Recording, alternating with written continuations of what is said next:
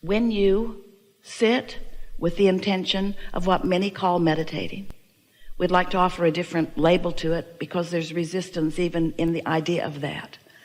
But if you can decide that you want to quiet your conscious mind enough so that the non-physical mind that is purely focused upon all that you've become and the wholeness of who you are, if you can find a way of tuning into the vibrational frequency of that, those vibrations, once you learn to sit there for a little bit within them, will begin to turn to thoughts. And when those thoughts come, you will feel and understand, while we don't want you to focus very much upon them, the pleasure and the satisfaction of that thought.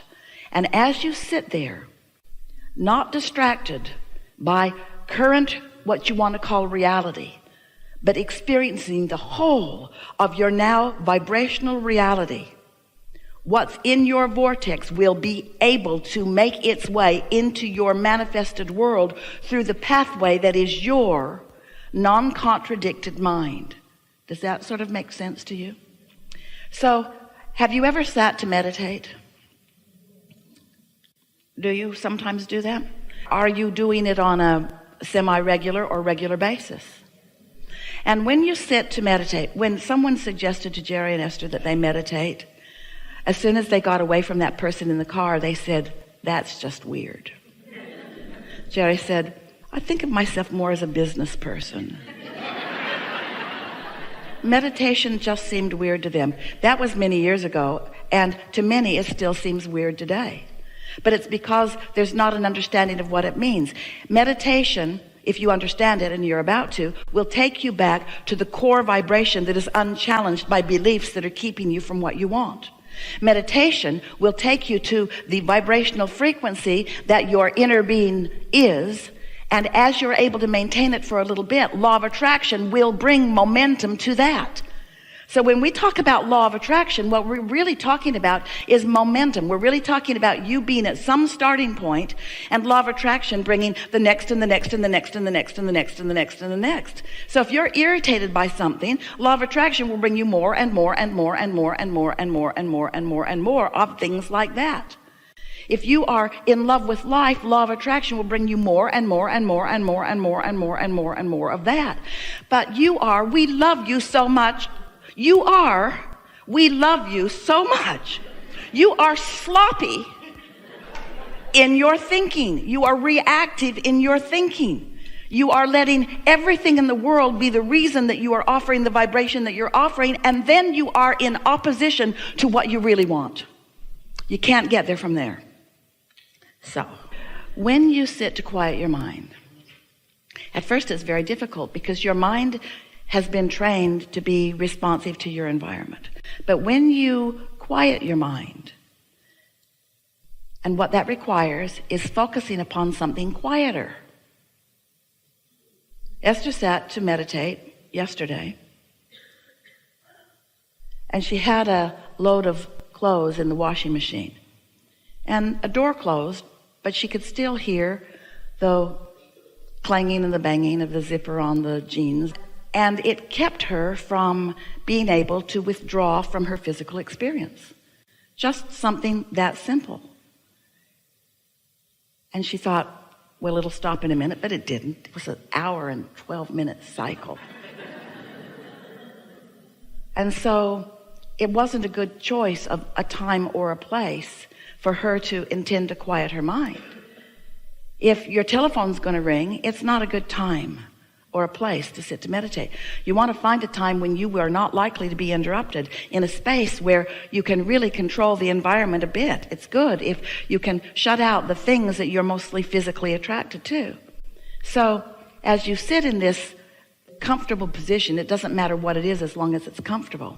And as long as you believe that you can maintain it for at least 15 minutes without needing to squirm around, sit in a comfortable place with one intention, and that is to let your mind be still. And when your mind wanders, and it will, just focus upon the idea that you want your mind to be still.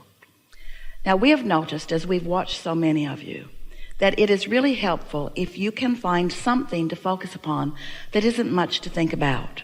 Like even a ticking of a clock is a pretty good thing. Or the dripping of a faucet is a pretty good thing. Or if you want your eyes to be open, it's really better if they're closed, a flickering of a flame. It doesn't matter what it is, as long as it's not very much. So it has your attention, but it doesn't bring a lot of attention.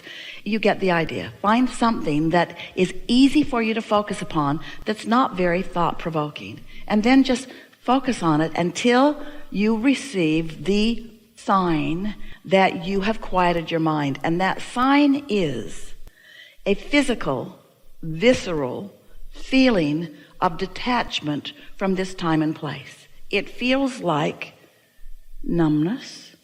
It feels like floating. It feels like a suspension of gravity. It feels like detachment. It feels like soothing. It feels delicious. So Esther is sitting there, and once she achieves that state,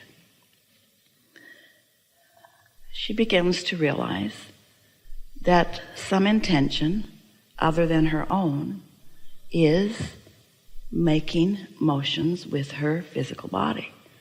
In other words, she's not deliberately thinking about what she's going to do with her physical body. Something else is, that broader perspective is, that quieted mind is. And once she feels that detachment and begins to feel that, and you will in a day or 2 or 3 or 4 or 5, you will feel that. And here's the advantage to you. When you get to that place where you are mindless, you are thoughtless, and the non-physical part of you now is the dominant part of your vibration, you are in a state of utter well-being just for a moment. And you are not doing anything with your physical noticing, with your physical senses, that's distracting from that base of well-being. Now you see, the thing that's so wonderful about allowing, it might take you 15 minutes to get there, and you might only be there a minute or 2 before your meditation time is up. But that's enough. It doesn't matter how long it takes you to get there. It's just important that you get there, because when you get there, you have pushed the reset button. You have given yourself an opportunity to have detachment from the vibrations that are hindering you. And that rut that Esther found in her knowing what she didn't want and trying to find what she did want is now a little softer. It's less likely that she's going to stay in that rut once finding that. You see what we're getting at?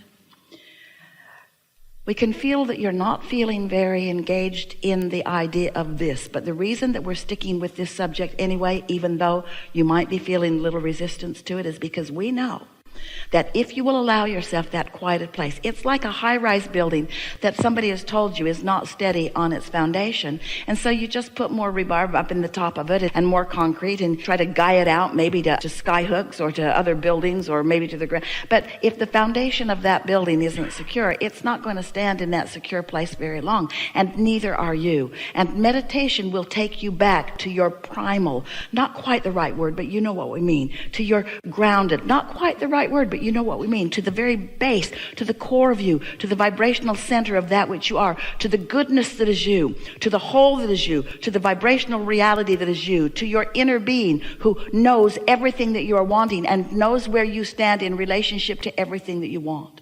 So now you find that vibrational place, that sort of detached place. And once you are pretty good at getting there, have you ever gotten there? You know what we're talking about? Once you are pretty good at getting there, what you will notice, if you will allow yourself to stay in that vibrational place for a little bit, is that the vibration will begin to turn to thoughts.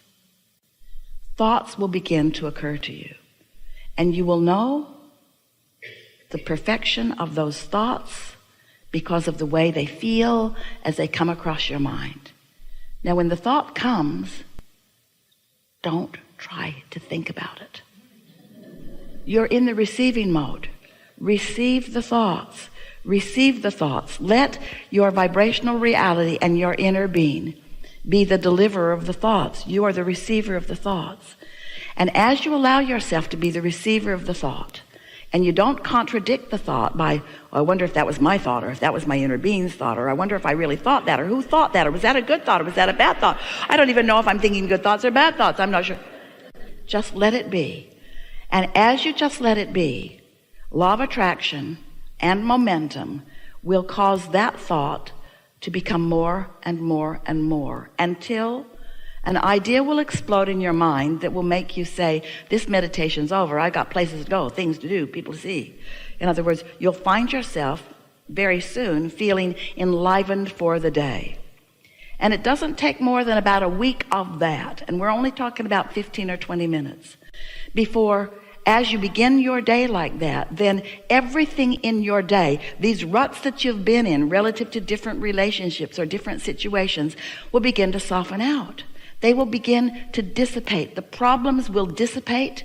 And if you don't get too carried away in taking score of what's dissipating, and instead you just enjoy, you just find the satisfaction factor in finding your clarity and your strength. Besides what's happening with your mind, you allowing thoughts to turn to things, your physical apparatus is being rejuvenated. You are in the replenishing mode.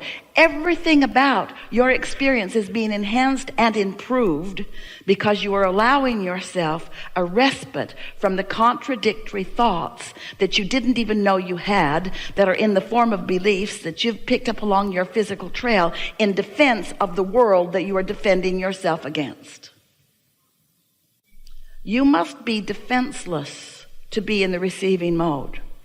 And that feels so weird, because that sounds like, oh, but what if there are bad things trying to get me? And we say, the thing is, no bad things are even after you unless you're thinking about them. So when you defend yourself against them, you're putting more thoughts that you need to defend against. You sort of kind of get what we mean by that?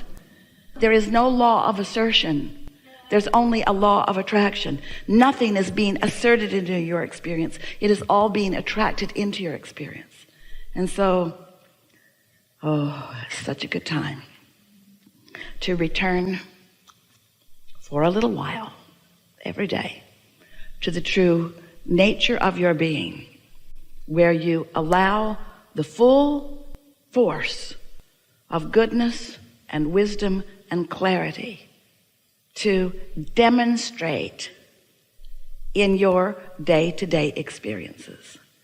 It is our promise to you that you will notice an improved manifested state right away. But we don't want you to take score, because we want for a little while your attention to be off of your manifested state. We want your attention for a little while to be upon your vibrational basis, because vibrations turn to thoughts and thoughts turn to things.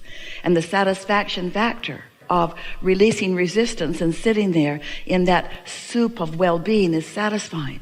And when a thought comes into your mind that's about well-being and love, when it's a thought that you can't even articulate, it's just a feeling of well-being, that's a satisfaction. And when that thought turns to a thought of something that you're appreciating, and you allow yourself to just ponder that thing that you're appreciating, there's satisfaction. And then when that thought gathers up another thought or two, and you begin to feel enthusiasm in your experience, that's satisfaction. And then when you move out into the day and your timing is better than it's ever been, that's satisfaction. When you find timing everywhere you go, that's satisfaction. And you're the only one that will be witnessing it, because you're the only one that really knows what you've been asking for. But as it is demonstrated to you, not because you finally deserve it, but because you finally allow what you do deserve. So we know that was long. We also know it is the most important thing that you've ever heard, because, friends, you're trying, we know you are, you're trying to break through, but you're not starting with enough momentum. Start back here and you'll gain the momentum that equals the energy that creates worlds. And one who is connected to that kind of stream is more powerful than millions who are not. You can be a force for the goodness that you are. You can be a demonstrator of the well-being that is for everyone to receive. But you've got to allow yourself enough momentum that you're not distracted by the next thing that comes along or the next thing that someone says.